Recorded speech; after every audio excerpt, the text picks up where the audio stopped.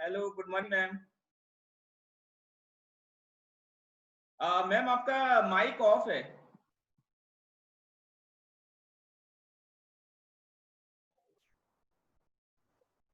Hi. Okay, so very good morning to one and all, to all the respected teachers and all the attendees, those who are attending this series of webinar. And I'm very glad to tell that all the peoples are continuously, they are attending these research series as they are learning a lot through this series. So once more, I would like to extend my heartfelt welcome to one and all the attendees of this nursing research webinar.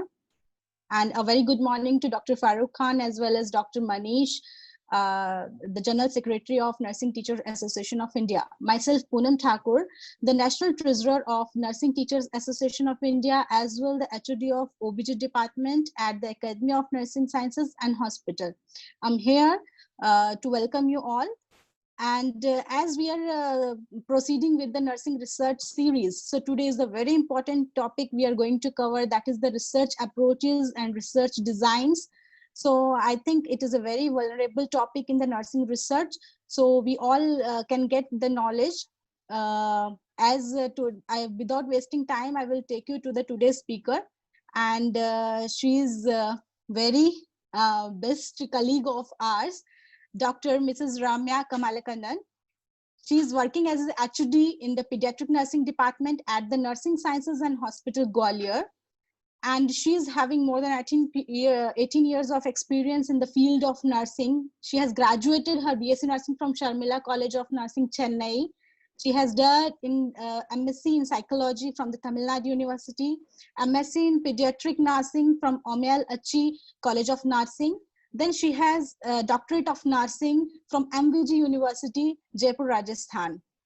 She has bagged the Nursing Excellence Award by the Chief Minister of Delhi, Arvind Kejriwal, in the year of 2018 on the occasion of International Nurses Day.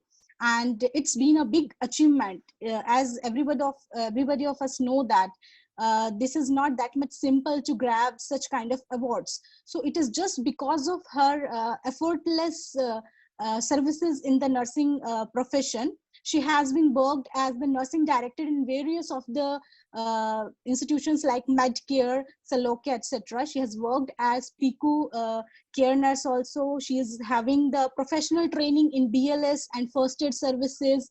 And she's having excellent analytical as well as troubleshooting problems. And she's very good in team management also.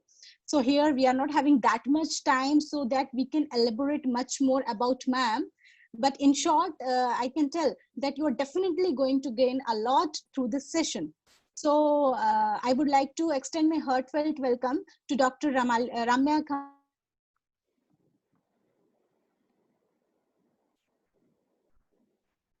that in spite of your busy schedule, as ma'am is not in Gwalior due to this COVID situation, then also she got agree for this webinar also, as she is having a lot of works extra to this also. So we are very much thankful to you, ma'am. And here we can start the webinar. So this is over to you, Ramya ma'am. Thank you, Poonam. Thank you for your introduction. And I would like to extend my thanks even to Nursing Teacher Association, Anj College, to giving me such a platform to, even in such lockdown, we can communicate with students and share our knowledge. So thanks for the opportunity.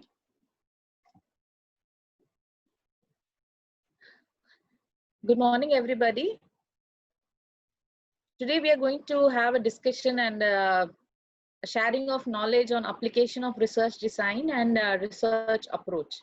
That is, since the last 2-3 days, you have been going through the steps of research, which is started by other speakers, eminent speakers who have given you definitely good knowledge on what is review of literature, what is a research, what is conceptual framework, everything. So the next thing which we are going to step up is application of research design and research approach. So here it is like a plan of study, how you're going to conduct your studies.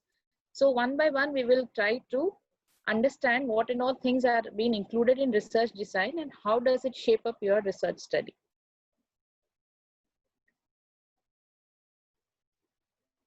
So coming on to the definition of research design. Research design is a master plan specifying, just a minute, I'm just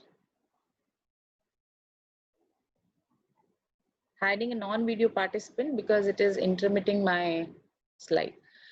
Definition: the research design is a master plan specifying the aims and the procedure for collecting and analyzing the information for the research study. So it is like a master plan.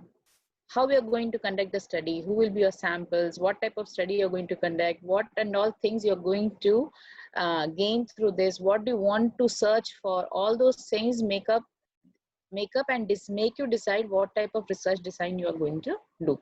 Research design can be defined as a blueprint to conduct a research study, which involve the description of research approach, whether you're going to do a qualitative study or a quantitative study, etc. Then study setting, where you're going to do this study.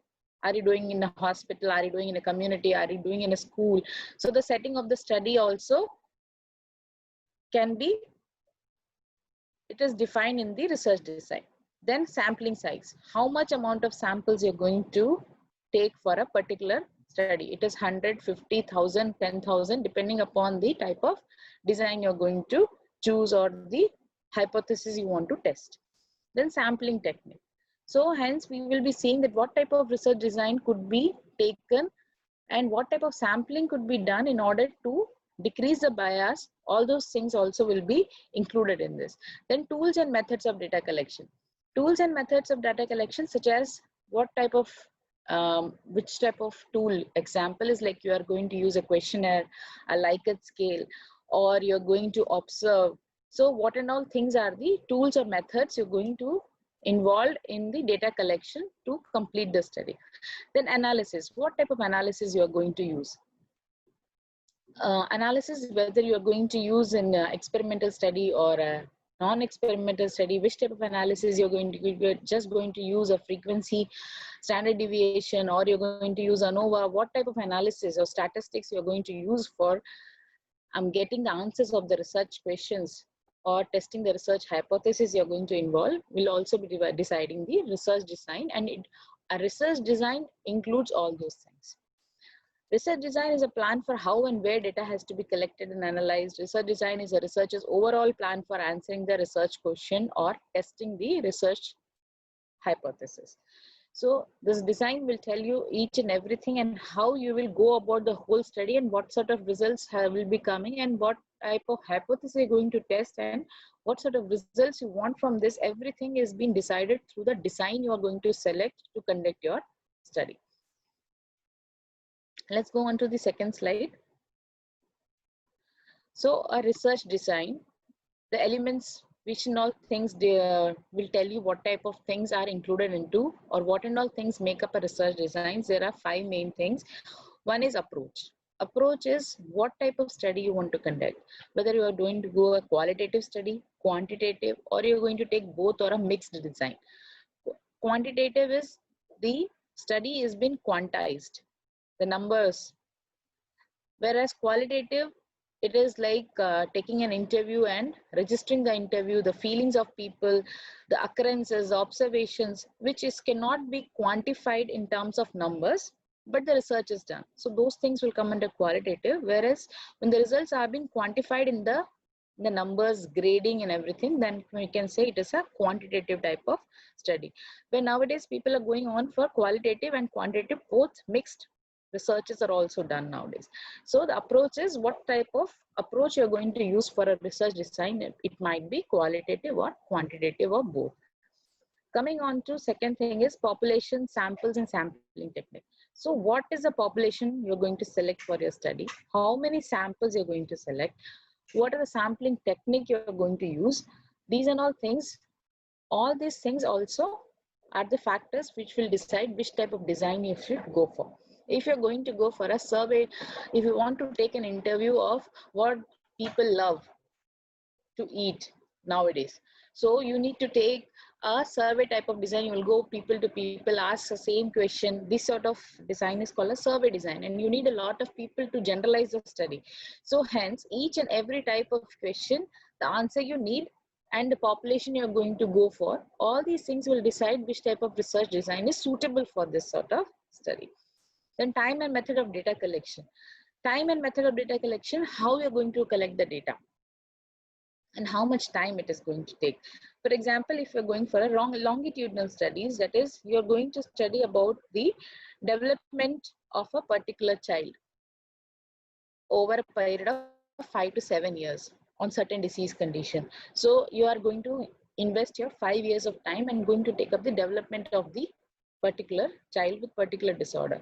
So it will take much time. And then what type of method you're going to use? You're going to use observation technique, or you're going to use only a questionnaire technique. So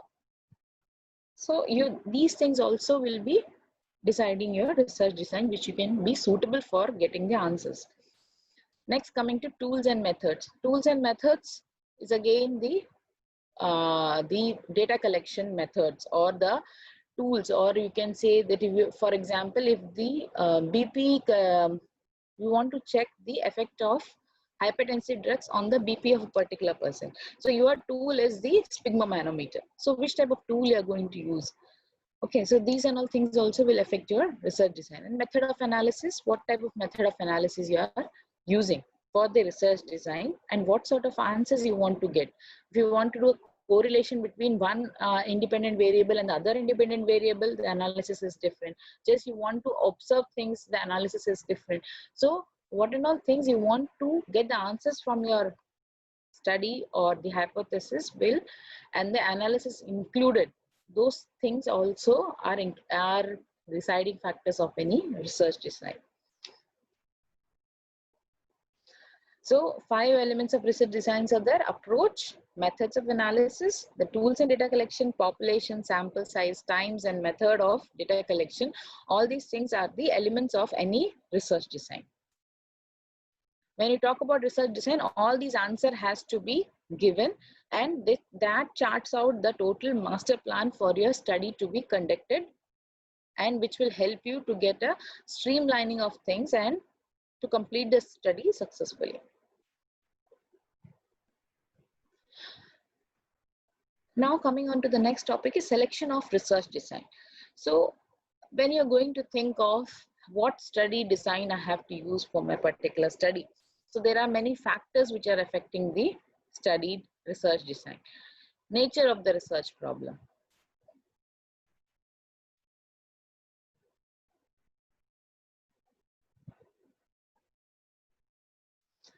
So factors affecting the research design. So first is the nature of the research problem.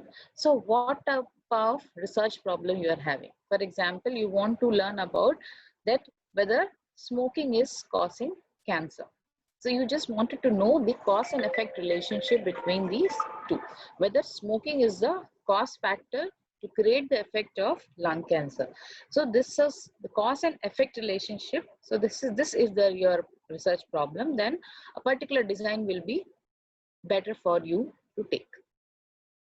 Okay, so it can be descriptive in nature also, or you just wanted to know the attitude of people about committing suicide. In this lockdown period, we have been learning that many people are having depression due to lockdown. They are not having enough economical freedom nowadays, so everybody is getting depressed. In this such period, if you want to conduct such research, so it is like an observative research, so which you're going to do. So in that thing, we are not going to give any manipulation. We are just observing people and getting the answers of our questions. So that type of research will come under any sort of descriptive research. Otherwise, if you want to know about the, as I told before, if you want to include any manipulation is you want to know whether my intervention, for example, if hot water bath reduces pain. So the hot water bath is the manipulation which you're going to introduce for pain. So those sort of this will come under the experimental design because you're including the manipulation. So each and every type of research problem will help you to decide which type of research design you have to choose. Then purpose of the study. Purpose is, again, you want to learn about cause and effect, or you want to learn about particular variable, independent variable having an effect on the dependent variable.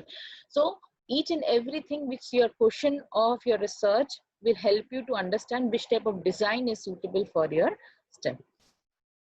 Then researchers' knowledge and experience. So a novice researchers knowledge and experience on a particular thing will also try to decide which type of design which you can use. Okay, so if I have got such particular knowledge in, for example, I have got knowledge on cancer patients because I've worked 10 years in that, and I want to introduce some particular pain relieving technique. So because of knowledge and good experience, I can really go on with some new studies. So I would like to invent some evidence-based nursing practice. So here, the knowledge and experience of a research in a particular field also help us to get a particular research design to be selected and to be done. Whereas a novice thing, we can just wanted to know about the attitude, practice, or the knowledge of people on a particular thing. So that knowledge, that will give you a different type of research design to be chosen. Okay, then researcher's interest and motivation. So which area you have interest. Each and every person in the same class, all the BSc students will not do a same research, right? So they all have different interests, different motivations. Somebody's parents would be having some disease, so they want to do some study on those things. Some children would have, they want to do on children, somebody want to do on aged people. So your interest and motivation helps you to find this problem of study. So your interest and motivation also decides what type of research design and what type of research study you have to take up. Then ethics and principles. So you know about the ethics in research. So when we are going to start a research, we need to understand what are the problems we will face. The patients who we are taking as a study samples should not be getting any harm due to our research. So all these things will be also considered in the ethical committee, and when we get an ethical clearance, then only we can conduct some studies. And many studies or many interests could not be taken further just because there will be some ethical clearance problems. So every research ethics and principle also decide what type of design you can use. You can use whether you can use a blinded study in this, whether you cannot use a comparative or control group in this. So these sort of ethics and principle also decide which type of design has to be used, which you can discuss later on also. Then subjects and participants. So subjects and participants are the samples which we are going to select to be included to your study. Sometimes when we have a lot of subjects or a lot of participants, the number of sample size could be improved. You can take a better design. But when you don't have many subjects or participants, then you go for a design like same one group pretest and post-test design, because you do not have an availability of many subjects. Whereas when you have a lot of subjects, you can go for the true experimental design, where some people are put in control group, some people are put in the experimental group. They have their homogeneous mixture, so that your results of your study can be very good. So the subjects and participants number, their inclusion in the study, all these things also decides what type of design you could take. Then resources. What type of resources can come in the form of money, what type of tool you are going to use, how much amount it is costing, whether you will be able to get availability of those resources all over the period of time. So all these questions has to be answered in order to select your research design. Then time, how much time you will take for completing the study, whether those people will be available for the whole particular period of time to answer your study. So all those things you have to consider to know about the research design. Then possible control on extraneous variables. So when we are doing some studies, we have many variables which could alter your study. Variables are such like, for example, your study is providing some knowledge on the sexually transmitted diseases to the pregnant mothers. Okay, and then you want to make it very clear that due to your teaching, the mothers have improved their knowledge. So, but in those cases, during your study, if the mothers are exposed to some other study material, some other TV program which has given them a knowledge, then in your post test, this variable can affect your results. You cannot say that only due to your teaching this improvement of the knowledge has happened. It could also be due to the TV program. So that's why we need to know how many extraneous variables are there which could affect your study results or which could affect your findings. So hence those things are known as extraneous variables which you have to decrease, how much control you can give it to have a different group. All these things will also decide which type of design you have to take up. Then uses of study findings. So in case if you are going to do a studies, you want to know who will be using my studies. For example, if the government is doing a study, a particular institute is going to use the research. So the study design will depend upon who are the study finding users, which the study findings will be benefiting whom, how they will be improving. All those things also will define the research design. For example, if an organization want to know whether the salary increase has increased my attrition or not, for example.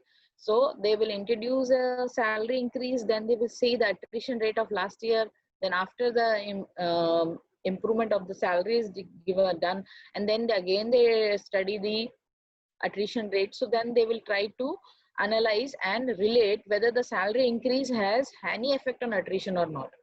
Okay, so this will help the particular institute or the company to know about the findings, and then they will be including it in their operations or manpower resolution, so that it will be helpful for them for operational thing. So you have to know who are the end users of your study findings. All these things will also depend upon research. So if an organization or a government is going to use, and you use an operational type of research, and if some particular action is taken, such a policy is been introduced by a government, and they want to know about the feedback of the action or policy taken, then you take an action research design. So these and all things are going to affect which type of design is suitable for your study.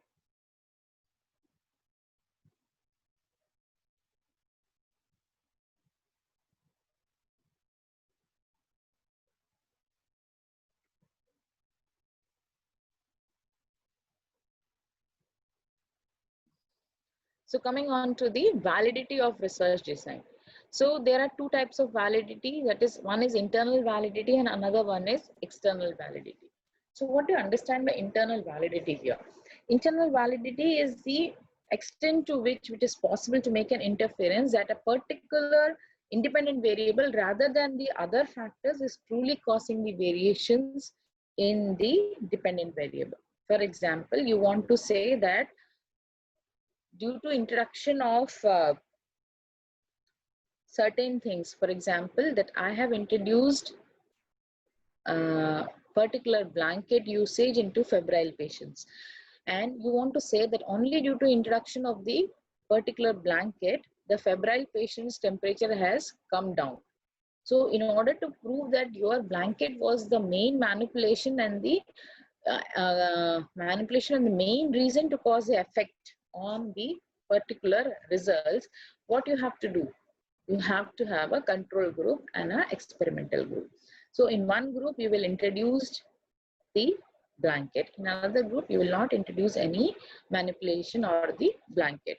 And then you are going to study the differences in the temperature range in both of these groups. So when you do these things, you are able to know whether your blanket was more good in reducing the temperature or not.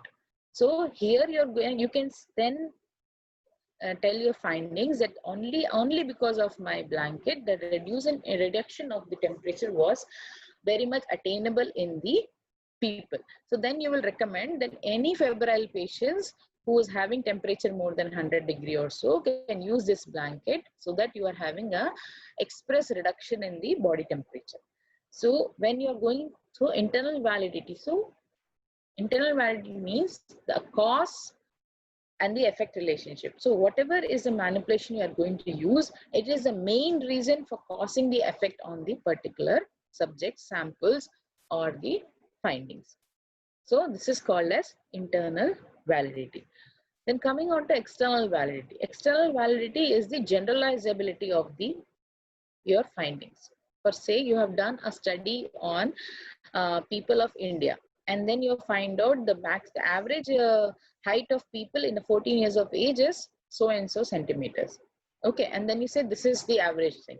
But whether then the question will come, you have told about Indians, whether the same generalizability could be done for people of America, can be generalized to people of Canada or UK. So you cannot generalize those things. So when we want to generalize our findings. That is, if it is applicable to any group of people of particular age and gender all over the world, the same results are going to come.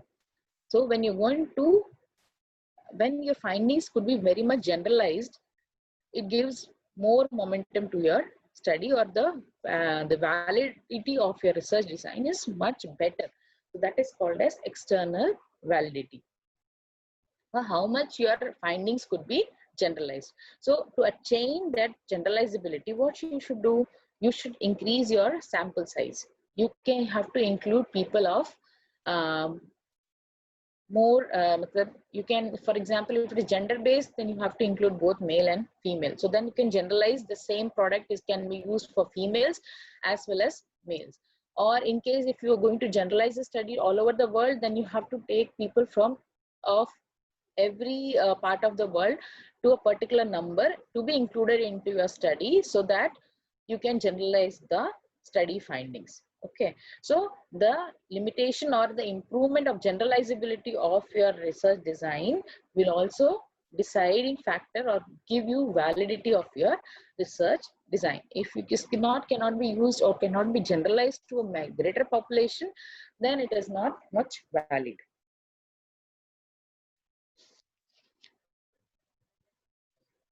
So next going to the next slide. So internal validity. Internal validity, as I told you, that you would like to prove that the manipulation or the effect which has been seen in the patient is done only by the intervention through you. So when you want to when you are able to prove this thing, that is called an internal validity. But internal validity could be could become, or it could be reduced, or the threats to internal validity have some factors. So let us see one by one. Number one is history. What is history? History is like, just a minute.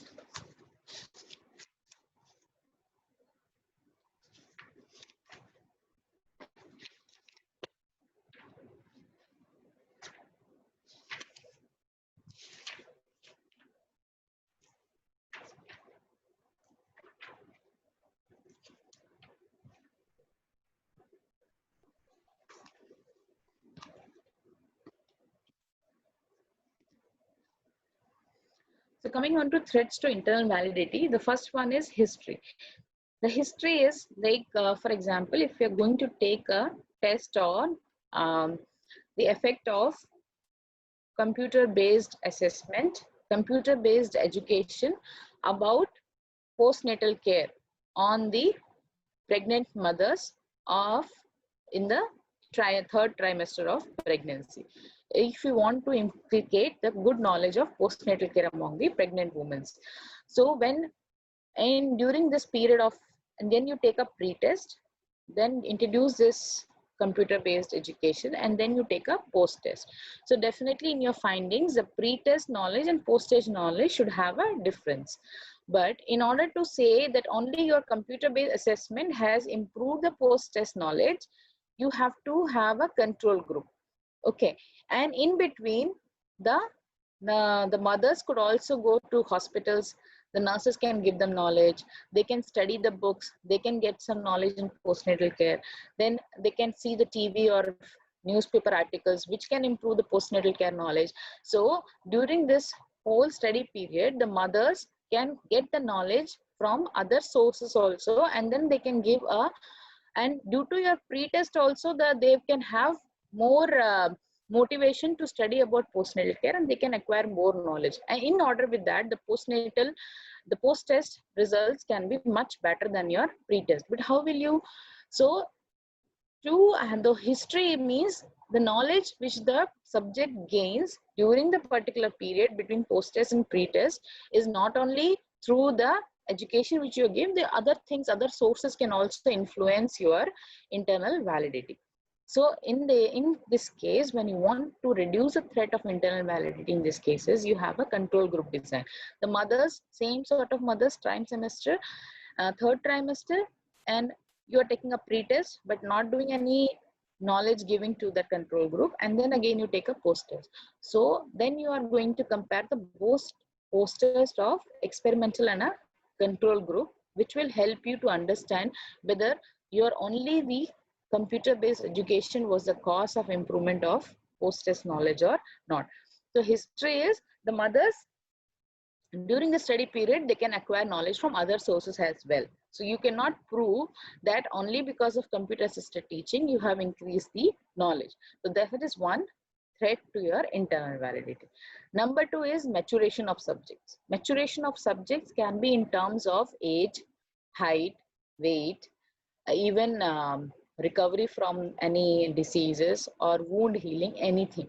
For example, if you're going to do a study on the effect of betadine on wound healing. So in case when you do a wound healing or with betadine, in other people, even if you're not going to put a betadine, definitely they will heal. It may take a longer time or it may take a lesser time. So you cannot prove that only due to your betadine, the wound has been healed. To the persons who you have not used betadine also have healed their wound. They were in the same condition for say. So you cannot prove that only due to betadine you have improved the wound healing here. So the maturation of subjects is in terms of age. So age, their age, height, weight, so which could definitely be is going to happen whether or not you include your study manipulation or study intervention. So this is one threat to your internal validity, maturation of the subjects. Number three is testing. Fourth is instrument testing is what sort of tools you are going to use in order to tools in the sense here, if the testing you are doing pre-test and post-test. So pre-test questions only are going to ask in the post-test also. So the persons who are giving very bad answers in the pre-test, but during the post-test they may answer well, even in the control group, because they have understood they don't have knowledge. So the pre-test has motivated them to gain knowledge, and then they give a good post-test even in the control group. So the testing, how many times you take a test also will have an effect on your internal validity. That is called testing. Then instrumentation change. Instrumentation change here is causing effect on internal validity is what sort of instrument or method you're using, and what sort of method you've used in pre-test, what sort of method you have used in post-test, or even the persons. For example, you are taking a study on a bigger population. So you cannot go each and every person and collect the data. So you will have your peer educators or peer study collectors also. So some study collectors can influence the persons more than the other person. So all these things will also affect your cause and effect relationship in your research design. That is called an instrumentation change. And second thing is, for example, you're going to use only sphygmomanometer to study the BP. But if one instrument is different from the other instrument also.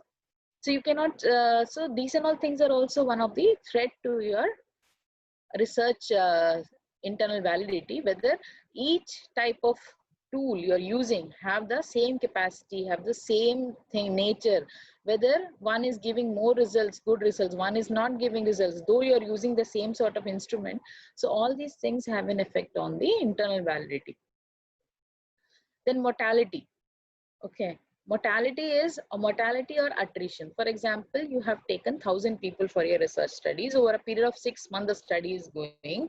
But the people who are present in the pre-test, they are not present in the post-test. They have died. They are not participating in the study.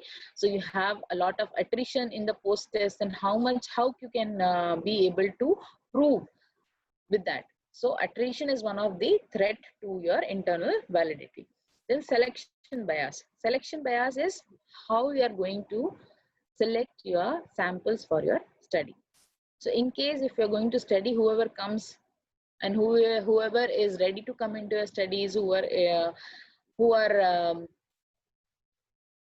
passing your inclusion criteria, if you're going to take like that, then you have a selection bias. And to counteract the selection bias, only we are been recommending you go for a randomization of the study samples. So if your 1,000 study samples have been are selected and they have passed the inclusion criteria, then you randomly put them into experimental group and the control group, so that more generalizability, more selection bias will be reduced. So how you select the samples, how we are going to divide the samples, all those things are having an effect on the internal validity.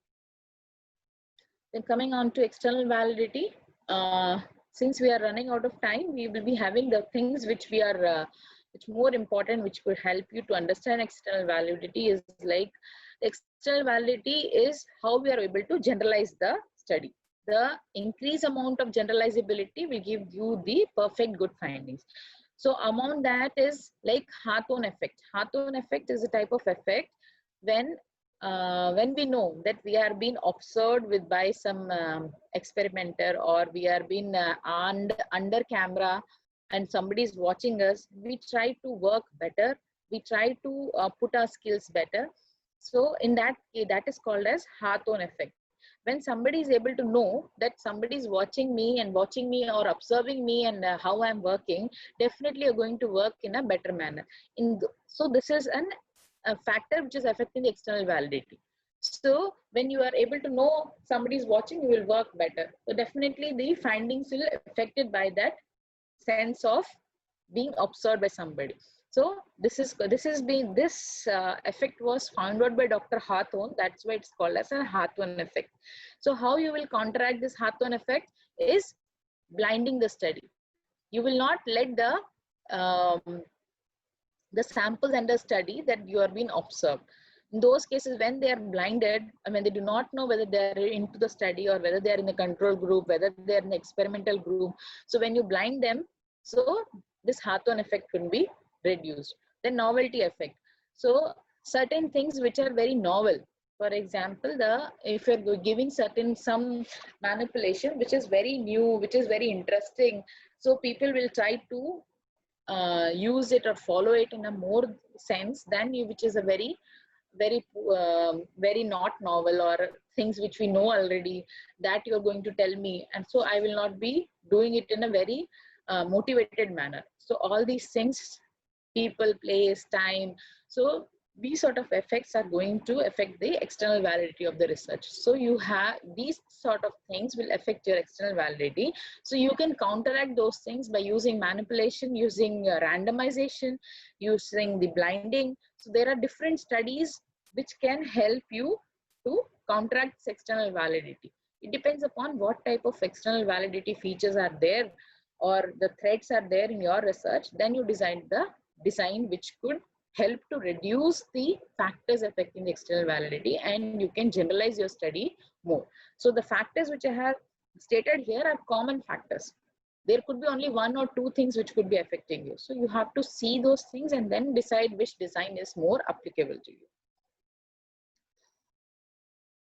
So coming on to the next slide is type of research design. We have mainly two branches. One is quantitative and second is qualitative designs. In each of them, we have many type of research designs, which we'll see in the next slides. Coming on to quantitative research design is again divided into three: experimental, non-experimental, and other additional designs. So experimental designs, non-experimental, other additional. So we will see one by one. In quantitative, what is experimental design is meant. Experimental design is again divided into true experimental, quasi-experimental, and a pre-experimental design. Again, these three have many other designs into it. So each and every problems or internal validity problems, factors, or external validity factors which you are going to consider, then you can select any of these designs which are coming into it. So that's why there are many branches or many types of research design which can be helpful to you to understand and do the research study and test your hypothesis. So coming on to the first design. First experimental design is true experimental design. So now we are going to see how many types of designs are there in the true experimental design. So true experimental design is you're having three main features. One is manipulation, second is control, and third is randomization. What is manipulation? I have told you, when you want to when you really want to prove that the effect is caused mainly by the variable which you have introduced into the study, that is called manipulation. Manipulation is otherwise known as also intervention. Intervention, like you are introducing some therapy, some exercise, some education program, all these things are known as intervention. And when you're going to prove that mainly your intervention has caused an improvement in knowledge, improvement in attitude, improvement in the disease behavior, whatever it is, so that is called as the manipulation. So an experimental design is said to be experimental when you have three factors mainly. One is manipulation, second is a control group, and third is randomization. Manipulation, as I told you, you are going to introduce some intervention into it. That is one factor. You have to introduce some manipulation. Second, you should have a control group. When you have manipulation, you want to prove this manipulation has caused the effect on the person, you need to have a control group. Control group means the study samples are same in nature. One is experimental group because they get the manipulation. Other is the control group. They will not get the manipulation or intervention. They will just be getting they will not get anything. They will just be studied. So that the effect of the manipulation could be better shown, that the control group is also there, experimental group is there, where manipulation is done, here manipulation is not done. So you can compare both the groups and understand the manipulation only has improved the or caused the effect, whereas in control group there is no effect. So when you have manipulation and you wanted to prove the manipulation is only cause for getting the effect, you should have a control group. Control group is where there's a group of people, same in sample size, same group of people, same homogeneous things, but the intervention is not introduced. That is called control group. Experimental group, the people where they get an intervention. Okay. Then third is randomization. Randomization is you are using random technique to select your studies and put them in experimental and the control group. Okay. So, for example, you want to check that whether my betadine mouthwash is more good in decreasing the odor of the mouth. Okay. So you will take, in your ward there are 50 people, so 25 people will be taken in the experimental group, 25 in the control group. But how will you put one person in the experimental and one people in the control? You cannot say the patient A, you can put it in this one, patient B in that one, but here it may cause some bias. So what you can do is you will write all the chits name, sorry, just a minute. You can write the names of the patients in your ward into chits, and then you are going to have a chit picking. The first chit you pick, you put it into experimental group, second chit you put in the control group. In this way, odd numbers will come into experimental and the even numbers could come into the control in the other group. So here you are using randomization. So that means each and every sample in your study is having equal amount of opportunity to be included in the study, whether in that experimental group or in the control group. Okay, so that is called randomization. You also may not know who is going to go in the experimental group until unless this randomization is done. Okay. So you will learn about randomization more in the sampling webinar. So when you have manipulation, control, and randomization, these three factors, all the three are there, then you're saying that my design is a true experimental design. In true experimental design, you are having some 6 type of different design. So let us come one by one. So first one is post-test only design. So the thing is like that, when you have, that is the samples is now divided into 2 groups, experimental and the control group. Okay, in the experimental group, you give the intervention. You're not doing any pre-test. You're not doing any pre-test. You're just introducing the intervention in the experimental group.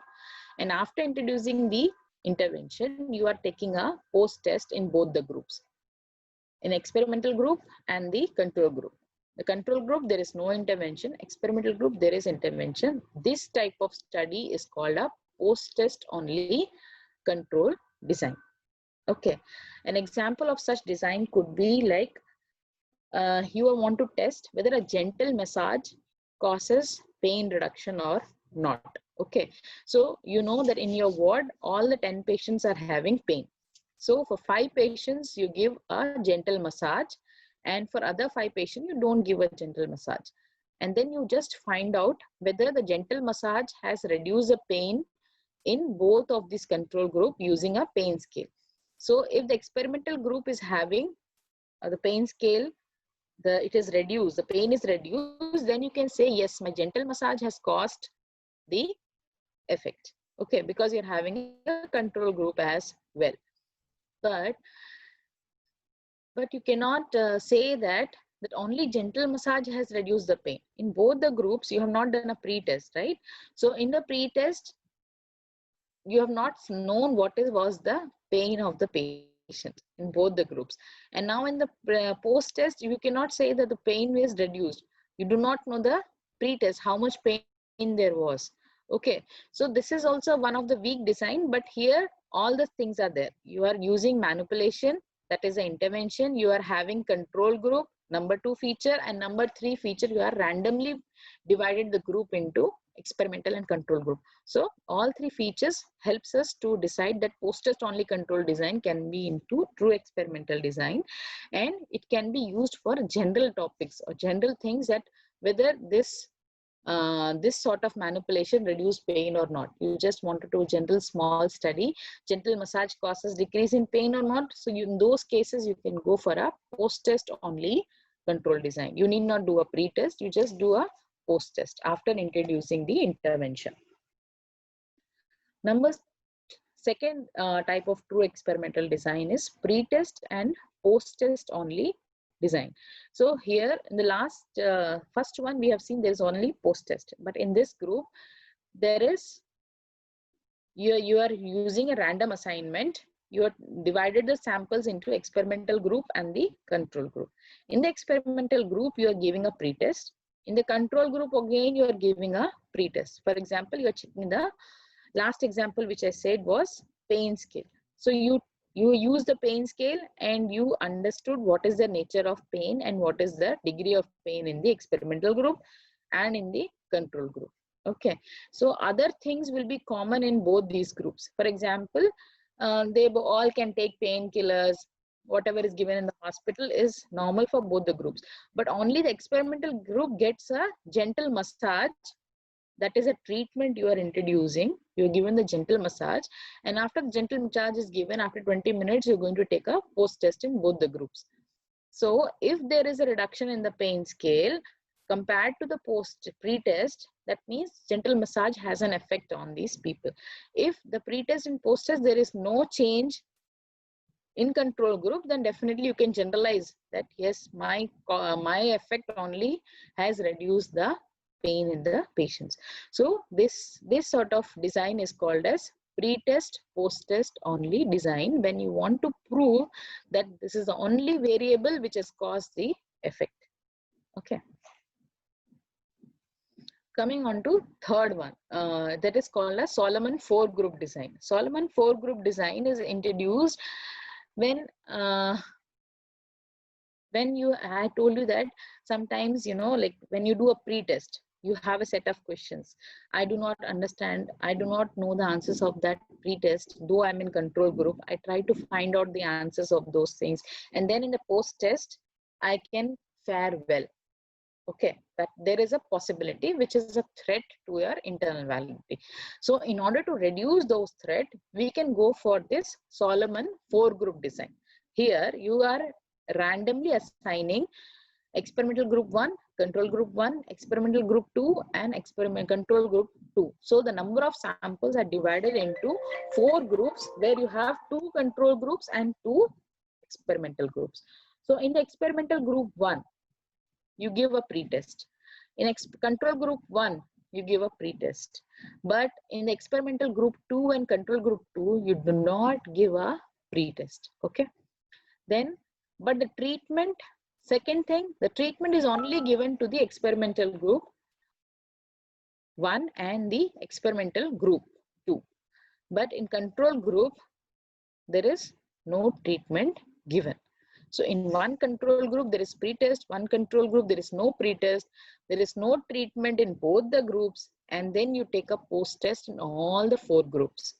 Okay, so this type of group design helps us to reduce as many biases as possible, and it gives you the total truth that yes, the treatment only caused the improvement in the patients. Okay, so when you are going to reduce the biases, you want to reduce as much as biases as possible, you can go for a Solomon 4-group design, where the people cannot say the pre-test has caused the effect on post-test as such in control group 1. So you have a control group where you have not given any pre-test, no treatment, only taken the post-test.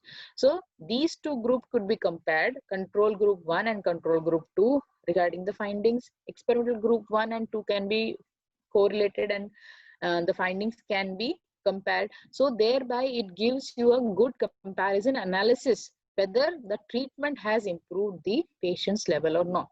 So this is a more and a very strong design also. Then coming on to randomized block design. What is randomized block design? So when you select a group of people, samples, so sometimes a sample group can be with they can have male, they can have female, they can have children. So you want to study the effect of some exercise on children, mothers, or females and males as well. So you will not want to have 3 groups, and you want to conduct type of exercise on all these groups. Okay, so you are dividing the sample group into different blocks which are common in nature. That is, you put males in one group, females in one group, children in one group, and then you are introducing the exercises from each and every group. So now here, the example which I have taken for randomized block design is, you are having some type of antihypertensive drugs, A, B, and C. Okay, then you are having 3 type of patients who are having hypertension, but other than hypertension, they also have renal problem. The other group have diabetic problem. The other one is only hypertensive. So you would like to know the effect of these 3 drugs on each of these patients. So you have divided the patients or samples into 3 blocks, and each block have homogeneous mixture. Okay, and then you are going to give that A drug to A1. So each and every block of patients will undergo or take these drugs in a systematic manner, but they all will take different drugs. And then the study will help us to, and the findings will help you to understand which drug was much better for which group. Drug A was good for hypertension with primary for block A patients, block B or block C. So you will get some 3 results here. 3 into 3 is, you will get 9 findings, and which will help you to understand which drug is more comprehensive or suitable to which group. And then you can tell about your findings that A drug is good for block A, B drug is good for block B, 2 patients, or C for this. So you want to know, so you are dividing randomly you are dividing the group into 4-6 people, but each group will have same feature. For example, the patient with hypertension and diabetes in one group, patients with renal problems and hypertension in one group. So these are homogeneous factors, but divided into different stratas or different blocks. And then you introduce the intervention to each of them, study the findings. So you will have multiple findings in this thing, and you can able to understand, and you can generalize the findings very well. So then that case, you go for a randomized block design, where you want to generalize your findings to each different group of people. Then you can use this randomized block design. Then coming on to factorial design. So in some studies, we mainly use one intervention and study their effect. Okay, but you want to study different interventions, 2 or more interventions, and want to know about this effect. So in that cases, you can go for a factorial design. Here the example which I have taken here is, you want to know the effect of some mouth care using chlorhexidine is good or saline is good. And then you also want to know, if I give 4th hourly mouth care with chlorhexidine is good or with saline is good, or your 6 hourly or 8 hourly is better, you do not know. Okay, so you are having a question that how much frequently I should give a mouth care, second, what I should give a mouth care, and how the people are going to have an improved halitosis. So you want to know how much time is good and which solution is good. So there are 2 things you want to understand: which solution is better and how frequently if it is given is better than the other. So here you will introduce both these solutions to every 6th hourly, 4th hourly, and this one. So what you will do is, you are going to have 3 different timings, and you are having 2 different solutions. So you are going to have 6 group of people, where first group will have chlorhexidine with 4th hourly mouth care. Then second group will have chlorhexidine with 6th hourly. Third group will have chlorhexidine with 8th hourly. Then next 3 groups will have saline water 4th hourly, 6th hourly, and 8th hourly. So you have divided the whole sample into 6 different factors, and you are introducing 2 different things at a different time interval also.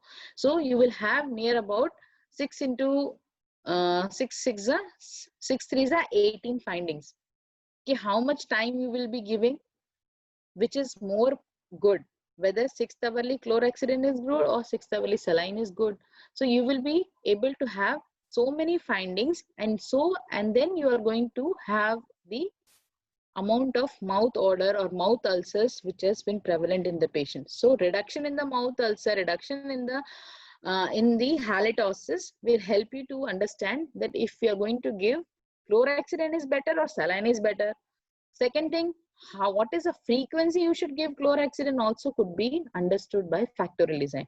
So when you have a question of what should be given, which is better, and what is the frequency, so when you have 3 or 4 variables you want to answer, so in those cases you will go for a factorial design. So in this factorial design, again we have all these features: manipulation, control, and the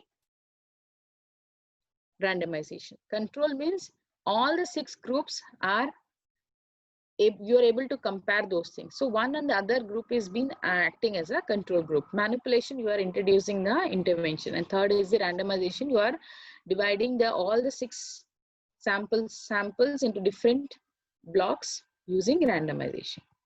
Next is crossover design. Crossover design is when you have 2 groups and you are going to introduce both the things to. In factorial design, the things which we have introduced are not being given to other group, but here you have introducing chlorhexidine and saline to both the groups in a different way. So one group gets chlorhexidine first, then they get saline. Group 2 gets saline first and chlorhexidine second. So when you are introducing all the things to all the patients, that is called as the crossover design. Then coming on to second is quasi-experimental design. In quasi-experimental, why it is called quasi is you are not going to have either randomization or control. Control is not there. So I told you before that in experimental design, you should have all the 3 things like manipulation, control, and randomization. But in this type of quasi-experimental design, you will not have either randomization or not the control. When you are not having control group or you are not dividing the samples through randomization, then you will put those designs into the quasi-experimental design. So one is there are 2 types of designs which are coming under quasi-experimental design is non-randomized and time series design. So what happens in non-randomized design is you're having an experimental control group, but you are not randomly selecting them. For example, you would like to know in a hospital and want to know whether if you are introducing a patient facilitators, one persons who will facilitate the patients who are coming into the hospital into particular areas where they want to go, whether it will increase their business or not. For say, this is the study problem. So the experimental group will be that hospital. So in the same hospital, you cannot take a control group because all the patients will have an access to the patient facilitator. So you will select another hospital in the same city with same facilities, but they have not introduced the patient facilitator. So you in that case, you will have a pre-test to both hospitals, treatment, that is the patient facilitator you introduced, and then you take the post-test, you see the rise in the business in both the hospitals. So this is known as the non-randomized control group designs, where you are not randomly selecting the samples. There are two different hospitals, but they're equivalent. They're equivalent in nature. They're having same sort of people and the facilities, but here you're not randomizing them. You are just selecting the samples conveniently. This is called as the non-randomized control group design. Number 2 is time series design. When, for example, you would like to know the mortality of the hospital. Okay, so you will take 3 quarters, Jan to March, how many people have died, April to June, how many people have died. So you want to see the mortality rate, and you want to introduce a treatment where, for example, a particular ventilator is being introduced for the lung patients. So you would like to have a pre-test, but you will not take a pre-test at only one period of time. You will take 3 times or 4 times depending upon your study. So as a mortality, you have to take in 3 quarters. So every quarter you will take a pre-test, and then you will introduce a treatment. Then again you will do 3 times the post-test every quarter. So this sort of experiments require multiple pre-test and multiple post-test. Those type of research needs a time series design. Then coming on to the third type of experimental design, that is a pre-experimental design, whereas one-shot case design and one group pre-test post-test design. So why what is difference in pre-experimental than quasi and true experimental is the manipulation is there, but there is limited control over the extraneous variables, and there is no randomization, no control group. In quasi experimental, you had either randomization or either control group, but here in pre-experimental, you don't have a control group, you do not do randomization, but you have only manipulation. This set of designs will come under the pre-experimental design. In pre-experimental design, you have 2 types of design. One is one-shot case design and one group pre-test design. Let's see the schematic diagram in the second one. One-shot case design. You have an experimental group. You do not have a control group. You give the treatment and you take the post-test. You do not do a pre-test as well. You do not have a control group. You do not take the samples randomly. Just give the treatment and check the post-test is known as the one-shot case design. In second type of pre-experimental design is one group pre-test and post-test design. This is done when you do not have many people to be included in your study. You cannot go for control group. So in those studies, you can have only one group, that is experimental group, give the pre-test, give the treatment, take the post-test. So this sort of design is coming under the pre-experimental design. Okay. Now going on to non-experimental designs. Non-experimental designs are again divided into 5 type of designs. Okay. So here you are not checking the cause and effect relationship. When you are not checking the cause and effect relationship, then you go for a non-experimental design. Okay. So those designs are again divided into so many 5 types of things, which you can see now. Descriptive designs. Descriptive designs, you have 3 types of designs: univariate, exploratory, and comparative.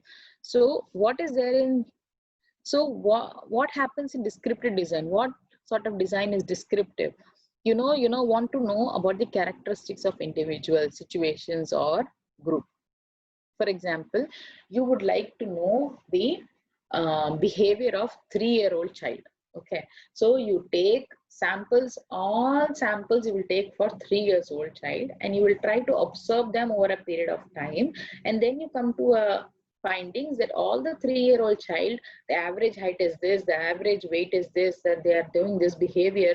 So when you are just observing a particular person characteristics from away, and you are just writing your findings, seeing your observation, these sort of researches come into your descriptive research. You do not do any intervention, you do not do any manipulation, but you just observe, you study what is going around you, and you are going to construct the findings. Okay, so when you want to have a description of characteristic of individual, situation, group, frequency, how many times it is occurring, it is occurring naturally, but you are just studying how much time it is occurring.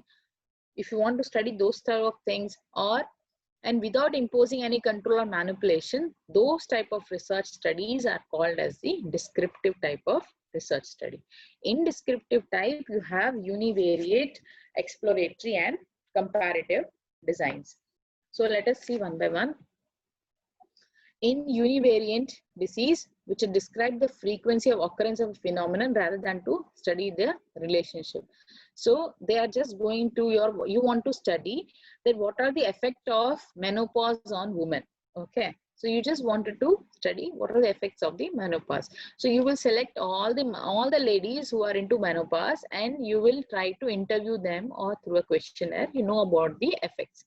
So that's how that is called as a univariant descriptive design. Exploratory, you will want to investigate a phenomena. For example, you want to know whether the mothers who have been affected by rubella are having congenital abnormal children or not. So you are going to select mothers from rubella, and then you are going to assess the children who are born, and you can generalize the study by comparing with the other mothers who have not got rubella and have healthy children. So this is the investigating the phenomena. So which will help you to understand whether rubella is causing more congenital anomalies or not. You are not introducing an intervention, you are just observing, studying, and you want to explore whether this is the reason for that. Then comparative, comparing occurrences of a phenomenon in 2 or more groups. So you want to know whether it is happening in different groups or not. So when you're comparing, then you will use a comparative descriptive design. Then second is a correlation design. Correlation design is prospective and retrospective design, where you want to know prospective design is which will occur in the future. Retrospective is what was the reason which you are going to see in the past. For example, you have 100 lung cancer patients. So you would like to know what is the reason for them to get a lung cancer. Then you go behind, see their family history, see their smoking history, everything, and then you conclude, yes, they are all smokers, that's why they got lung cancer. So this type of study is known as retrospective study, where you want to know whether the mothers will get congenital anomaly child if they have rubella. That is a prospective design. Okay, so and then you correlate. Yes, the smoking in the past has improved, caused the lung cancer, or having rubella will get children with congenital anomaly. So these sort of correlation designs, which is done retrospectively, it is known as retrospective, and which is prospective in the future, that is called prospective designs. Okay. Developmental research designs. Developmental research designs, which I told you before, one example was you want to learn about the behavior of a 3-year-old child. Okay, so you will take all the children in the area which are 3 years old child. That is known as a cross-sectional design. But when you want to study one person over a period of time, that is called a longitudinal design. So you want to study about the features of a person from 3 years to 11 years, then you are studying the person for 11 years, and then you are coming to the idea that this is happening. Longitudinal study, it will take more period of time, but the samples will be same. In cross section, there can be many samples which are 3 years of age. So that is called a cross section. Longitudinal is we are taking much period of time to do the same research. Then epidemiological studies. Epidemiological studies is like, for example, corona is going on nowadays. So you want to know how many people are being affected by corona. and that study is coming under the epidemiological designs. Which type of disease is there, what is prevailing, what is the incidence rate of disease, all these things if you want to find out, these sort of designs will come under epidemiological designs. Survey research design, you want to so you want to know about a particular thing from a big population of area. That is, for example, जब मोदी जी का election हुआ था तो हम सब सर्वे में आ रहे थे और हमसे पूछा जा रहा था कि आपको कांग्रेस चाहिए क्या बीजेपी चाहिए, तो आप जो आंसर दे रहे थे उससे हम ये पता लगा रहे थे कि हाँ शायद इलेक्शन के बाद बीजेपी आएगी या कांग्रेस आएगा. तो that sort of research is known as the survey design, where you ask one question or two questions maximum to a lot of people, and then you generalize. Then 65% people wants BJP, 40% people want Congress, 35% people want Congress. So you are able to do the survey, that is called a survey design. And then we are coming on to the last things, and there are other additional designs as well, which is coming under your qualitative type of designs. Okay.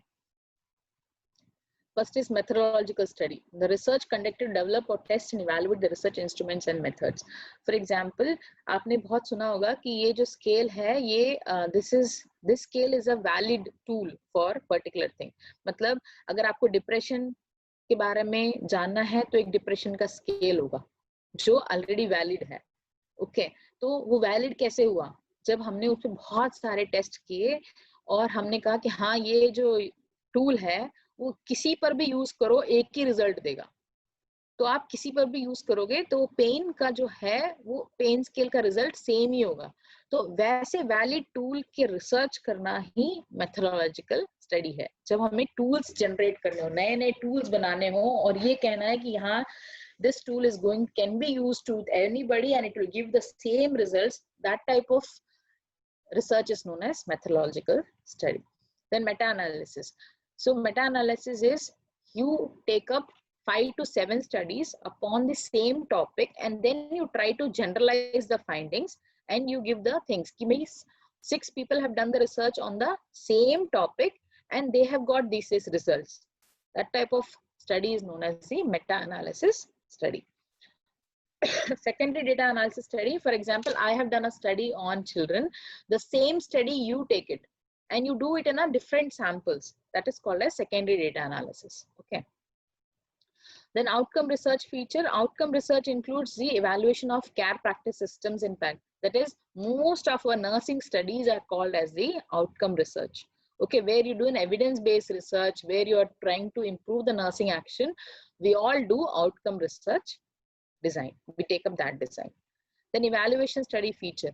For example, if government is going to introduce some policy and it want to know the feedback of that policy, that type of design come under evaluation study.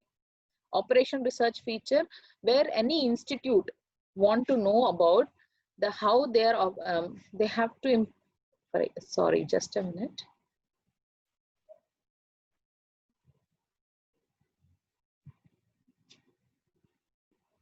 Operation research features. Operations involves the study of complex human organizations, services, new knowledge, new institution, programs. So, and they want to know the feedback of their operations. For example, जैसे अभी आप लोग Swiggy या जोमेटो से आप खाना खाते होंगे तो आपके पास एक फीडबैक फीचर आता है कि भाई आपको हमारा सेवा कैसी लगी, आपको बंदा बिल्कुल ठीक लगा, उसने अच्छे से आपको खाना दिया कि नहीं, टाइमली दिया कि नहीं. तो वो ये सारी चीज का जो रिसर्च होता है ताकि वो इम्प्रूव कर सके अपने इंस्टीट्यूट को, that is also known as the operational research. Okay. Then the qualitative research designs come under phenomenological research. One of the phenomenological research feature is like want to know about the human experiences. For example, जैसे अभी corona आया है, आप में से कई लोग जानना चाहते होंगे कि भाई कोरोना में किस किस लोगों को कैसा फील हुआ. Excuse me, Ramya ma'am. हाँ जी. Actually, some of the attendees may not understand Hindi, so they are requesting to explain in English only. Okay, fine. Thank you. Okay, ma'am. Okay. So when you are having a qualitative research design, phenomenological study is one of the design. So in here, you want to know what are the human experiences. Let us say, take the present situation that corona, you want to know the experiences of people undergoing the lockdown during this pandemic. So you want to know about the human experiences. You will go and those who have really had, for example, you can take healthcare workers as your sample, either you can take patients, either you can take teachers. So there are different people who are being affected due to this pandemic. So you can select any one group and you can take their human experiences. Those findings and the human experiences which you have been able to record, that those things are known as the phenomenological research. Okay, so here you cannot quantify their problems, but you can just know what are the problems and what are their things they have undergone. That type of research is known as the qualitative research. Okay,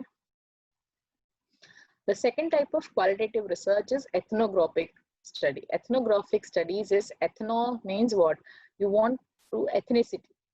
Africans, American, Caucasians. So these are different people from different ethnic groups. So you know that the Asians will be, for say, the Asians are more immune to corona than you are being compared to Americans. So there is difference in the ethnicity and their responses. So you would like to, so you want to learn about the ethnicity or ethnographic studies. So you want to learn about some particular tribe. So what you will do, if you want to learn about a particular tribe or particular ethnic groups, you have to go and live there. You have to see their practices, indulge in the practices, talk with people, and then you coming to some findings. And you are talking with people who are older in age, who have seen that ethnic, who are in the ethnic group for a longer period of time. They have more knowledge. You have to communicate with them, and then you write a book on each and every group in that ethnic thing.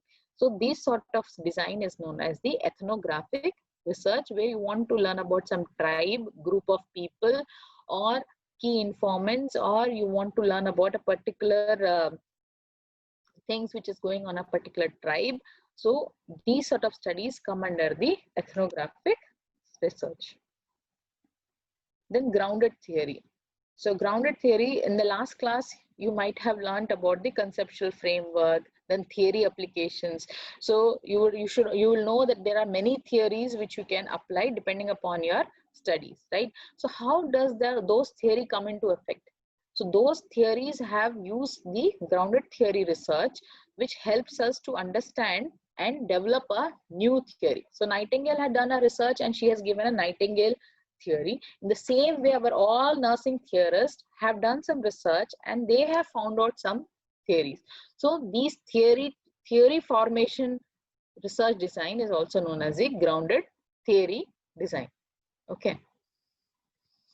Case studies. Case studies, as all of our nursing students will know what is a case study. You are trying to study a particular object, particular person, or particular instrument.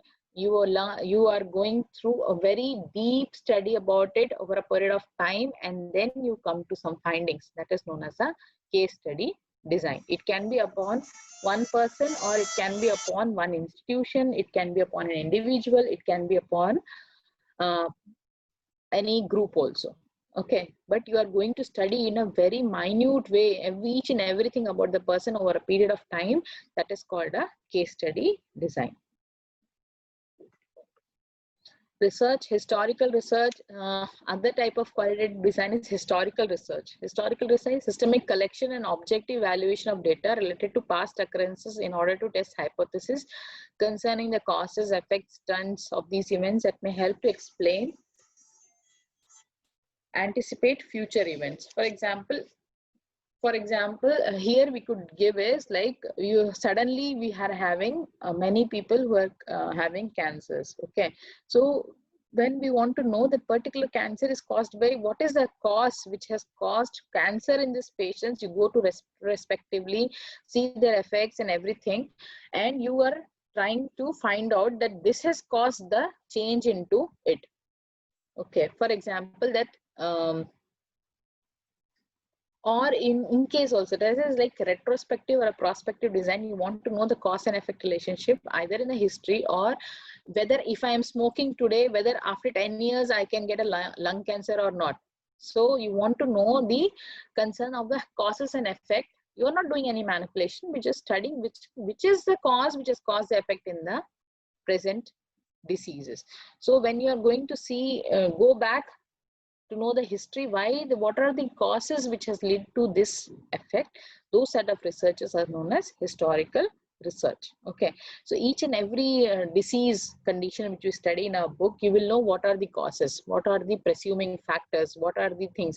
So how we have come to know those things? We have done a historical research which helps us to know these many causes could be there, which is leading to a cause of cancer in many patients. So those studies are called historical research. Action research seeks action to improve the practices and study the effect of the action that was taken.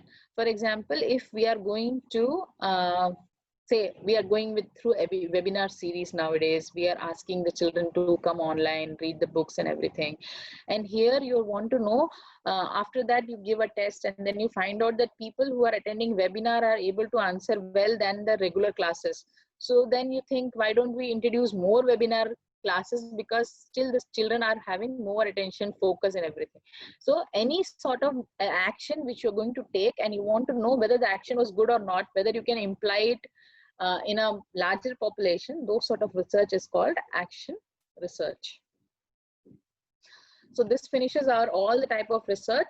So just to sum up, we have research designs are divided into qualitative and quantitative. Qualitative is mainly that you cannot quantify those things, but you can summarize the feelings of the people. Those things come in the qualitative. Quantitative, where you are able to quantify your findings. So in that we had many types of research design: experimental, non-experimental and other designs. And qualitative, we also have many designs like phenomenological, grounded theory, those things. So it all depends. There are so many designs available. All the designs which you want to select for your research depends upon many factors, like how much time, what is the people, what is your hypothesis, what is your question, what is the bias. All those things will try to shape up and help you decide which design is much better. So hope, so this is finishing our session. Poonam, can you just share any question answers from the group which we can answer? Yes, ma'am. Yes, ma'am. Really, it was an outstanding session by you, ma'am. Although the topic was very vast, actually, it is not possible to complete within an hour, but you tried a lot and it benefited each one of us, actually, because you have elaborated very nicely within the time, actually. And we are very much thankful to you. Here we are having some queries, ma'am, we will take.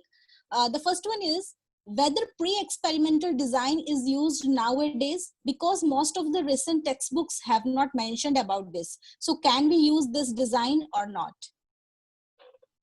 Usually a pre-experimental design is a very weak design, because you do not have you don't have randomization and you don't have a control group. So it is considered as a very, very weak design. So nowadays researchers and scholars are not using those designs, and it all depends upon the hypothesis or the statement of problem which you want to know. We cannot generalize the findings using the pre-experimental design. So when you're doing a research, you would definitely like to prove your findings and generalize those findings. So we are not going for those designs, but it is there. It was one of those designs which were there. So the next question we are having, in a quasi-experimental design, for example, if I have 3 different interventions, so do I have to make 3 experimental and 3 control groups, or can I make 3 experimental groups or 1 control group, common for all? Just a minute, can you please come again? Yes. Here, someone is asking that if suppose he is choosing quasi-experimental design, and he has 3 different interventions. So whether he has to make 3 experimental groups, 3 control group, or he can go with the 3 experimental groups and 1 control group, common for all.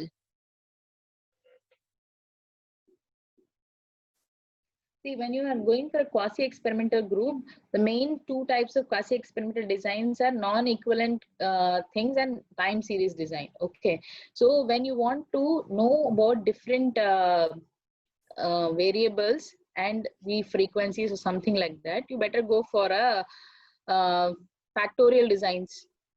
That will be much Yes, better. ma'am, definitely, because they are having more If than you two you interventions. So want to know the 3 different interventions are there. So when you want to know which intervention is better, how will not you have a control group, and a randomization is very much important. Otherwise, you cannot prove that. So when you want to have more than one control group and experimental group, better you go for a factorial designs, which we have more generalizability, and you can arrest your external validity in that sense.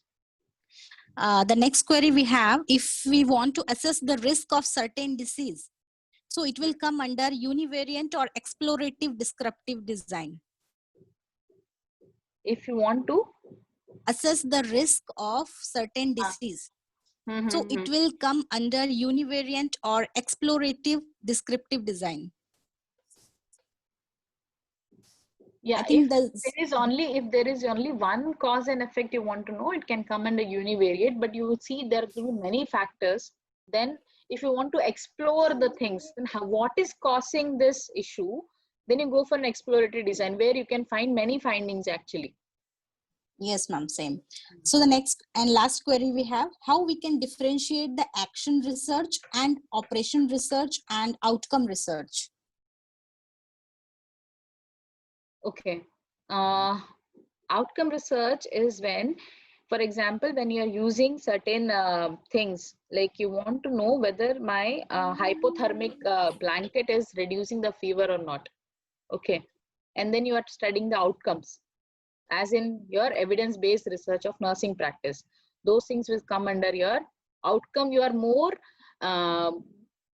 you are want to know what is outcome, or you do not know what is, it is a new thing, or you are creative something and you are studying those things, that will come under outcome. If a new product is coming, they do a market research, right? They do the research on people, and then they come to think कि भाई ये इतना ये इससे ये जरूर होगा. जैसे अभी ट्रायल्स भी चल रहे हैं मान लीजिए, तो आपको आउटकम देख रहे हो ना. और आपने क्या पूछा? The other thing which you want. Action research, ma'am. Yeah, if you see action research, if you're going to study in a very deep manner, certain things which you want to, the biases which you want to reduce, that has helped us to generate different type of researches. Okay, so when you want to see, if experimental design, what you're using is 3 factors only, but you have different types of research design into it, is just because depends upon your question. What type of research or what type of answers you want to generate, you try to have that type of design. Basically, you will have some findings, right? So what and all things you want to find from particular research and how many answers you want to know, that decides which type of experimental thing you want to take, what type of thing is, and then the users also. Institute to institute, different things will be needed to understand. The questions will be different. When you are going to post these findings in some institute, the questions will be more related to that institute. If you're going to post it for the population, then you have to have more questions and many things you have to consider. So the factors which are affecting to decide on the research design are so many things. So that's why we have given different names for it. Anything else? Thank you. Yeah, no, queries are over now. So thank you so much, ma'am, for your valuable time. Complete version. You cannot, you will not be happy with one or the other designs. So every time we are doing research, we are having questions, a new design is coming up. Okay. Yeah, definitely. So everything is cleared, and very nice presentation by Ramya ma'am, as she has explained very well. And thank you so much, ma'am. In spite of your busy schedule, you took time for such a vast topic. Actually, we were when we were planning the topic, so I was also discussing that this is a very vast topic and it will take more time.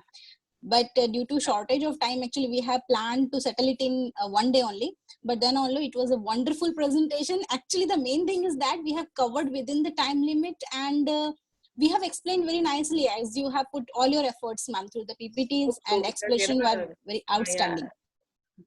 So Thank you thank so you so much, I ma'am. will definitely remember that we can have more sessions and more small sessions on different topics so that we can go a little bit deeper. And the questions which the people have asked, I really appreciate them. They have good questions you have asked us, and that needs a different class, I think so, which can Yeah, help them yeah. to understand what is the action. Because one line cannot give them answers of what is action and what is operational research. So we can have a qualitative design So webinar definitely, maybe ma'am, later for on. the further advanced series of nursing research, we will have you with us for explaining the very descriptive designs and approaches of nursing. So definitely we will see you again, ma'am. Thank you very much. Thank you all the participants and attendees. Get ready for the next session as it is going to start at 2 p.m. So till then, stay rest and have a great day, ma'am. Stay safe. Thank Thank you. you so